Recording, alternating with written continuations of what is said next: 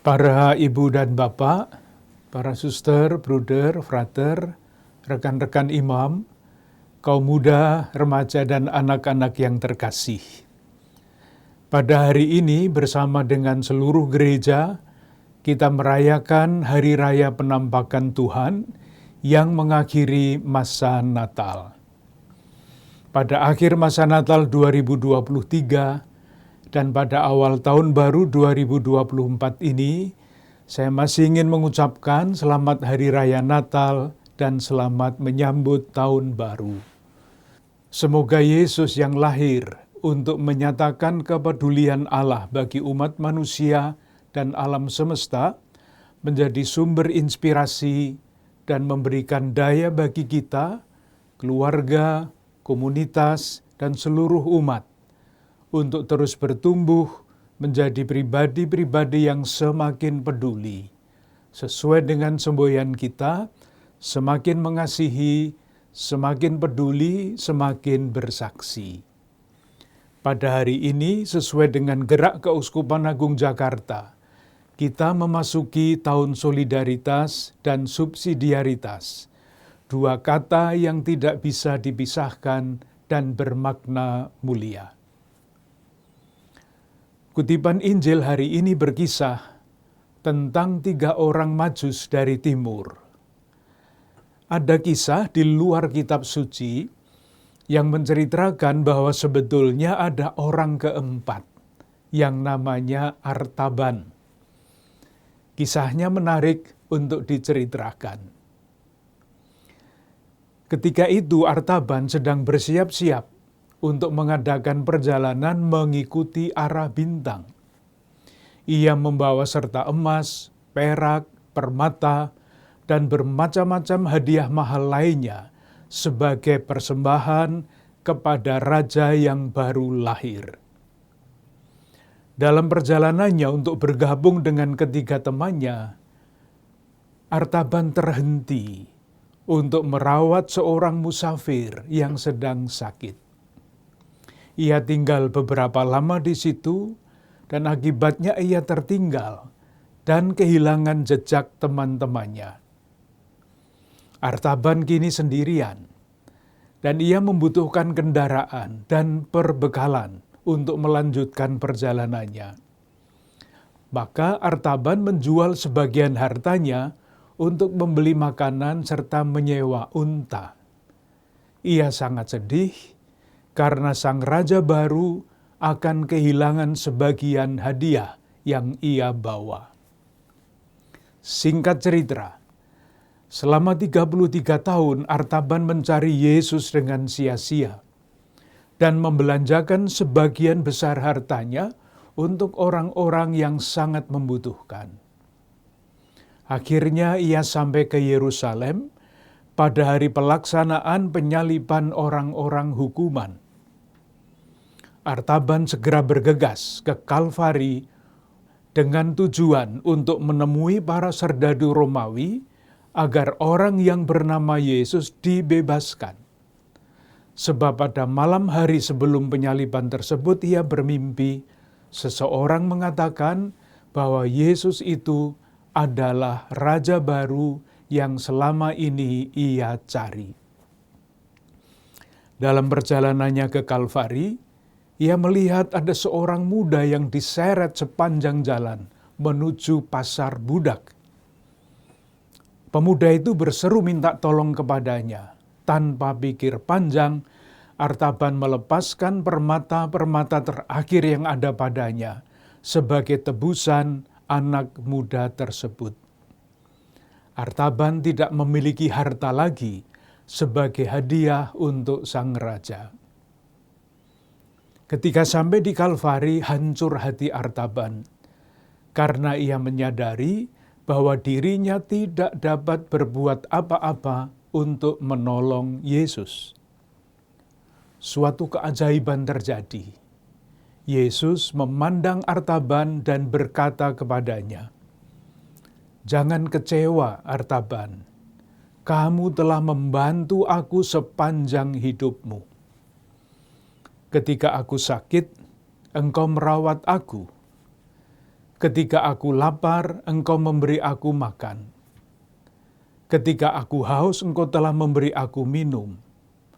Dan ketika aku dijadikan budak, Engkau membebaskan aku. Saudari-saudaraku yang terkasih, kisah itu muncul di dalam diri saya ketika saya menyiapkan renungan mengenai tema solidaritas dan subsidiaritas yang akan menjadi bahan perenungan kita umat Keuskupan Agung Jakarta selama tahun 2024 ini.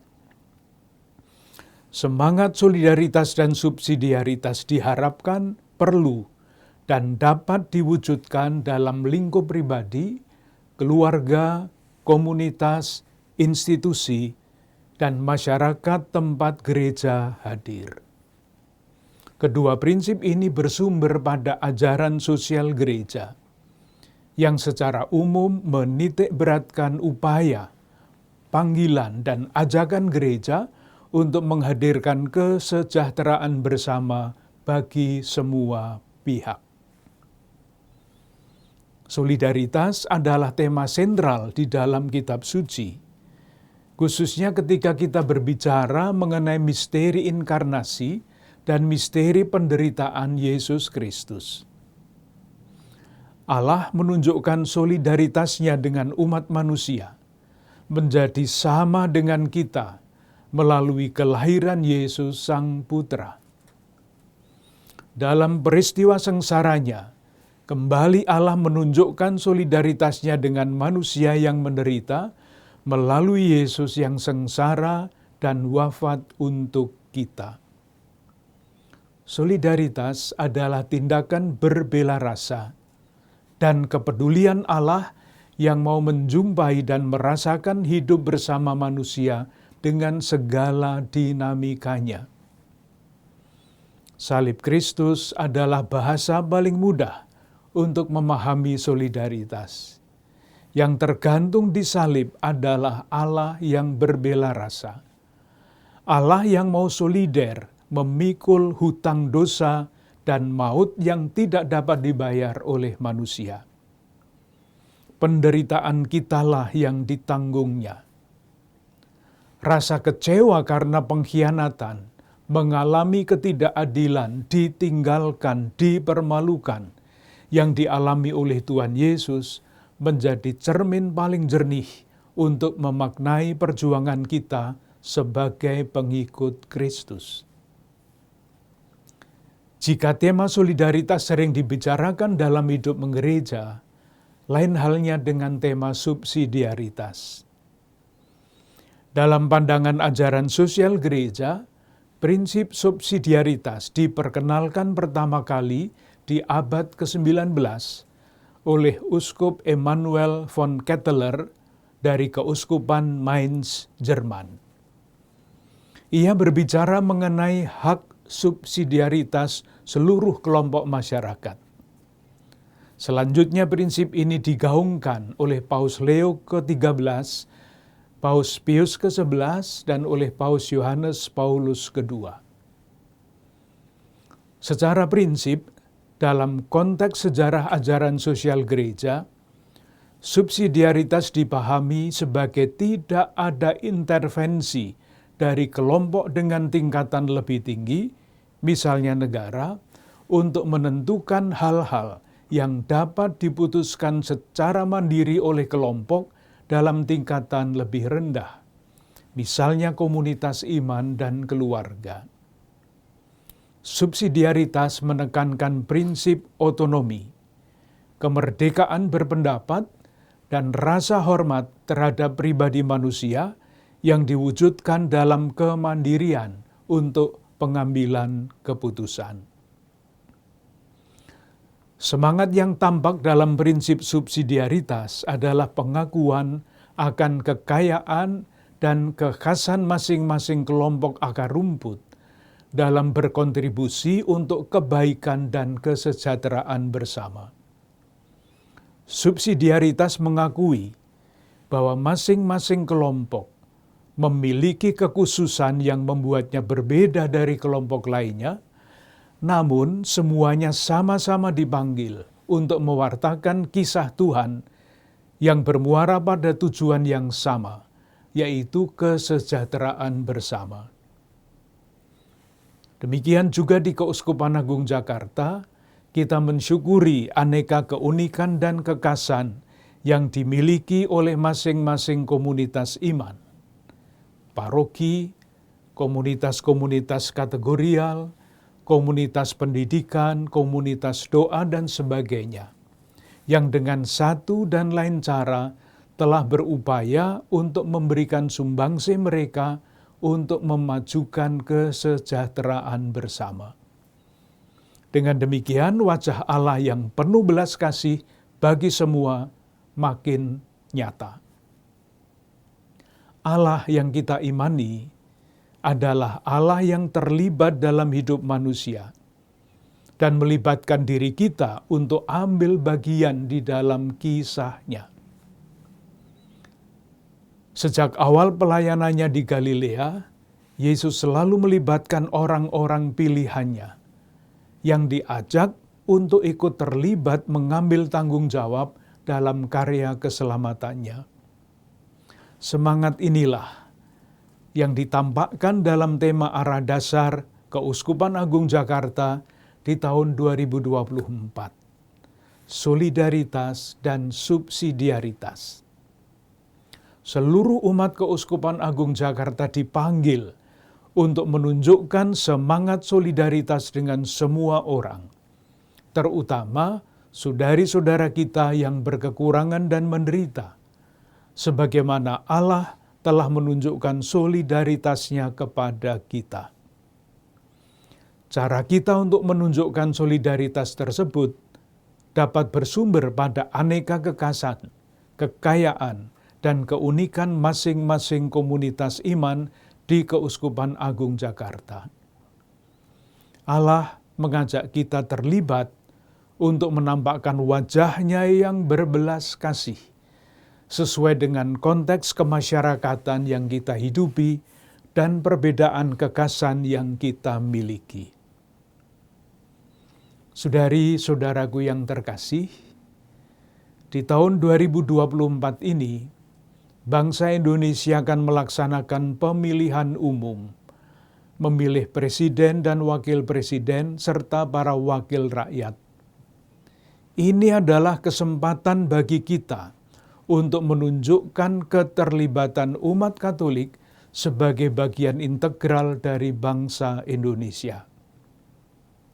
Maka, saya mengajak saudari-saudara umat Katolik yang telah memiliki hak pilih untuk menggunakan suaranya berdasarkan hati nurani yang cerdas dan kebebasan pribadi. Kita berdoa agar semua proses pemilu di tahun ini berlangsung jujur, aman, adil, dan damai. Lebih daripada itu, kita berdoa agar para pemimpin yang dipilih rakyat sungguh-sungguh mampu memperjuangkan kesejahteraan seluruh bangsa Indonesia, bukan hanya untuk kepentingan sekelompok orang atau partai-partai politik yang mengusung mereka.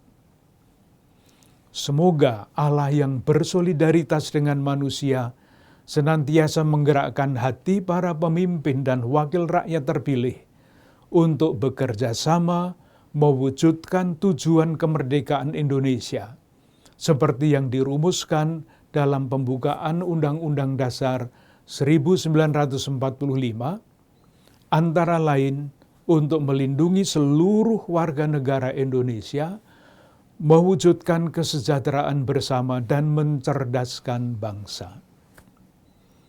Akhirnya, saya ingin mengucapkan terima kasih kepada para ibu dan bapak, saudari dan saudara, kaum muda, remaja dan anak-anak, para suster, bruder, frater, dan rekan-rekan imam di Keuskupan Agung Jakarta yang dengan satu dan lain cara telah berupaya untuk menampakkan wajah Allah yang peduli dan bersolider bagi umat manusia melalui aneka keterlibatan dan pelayanan.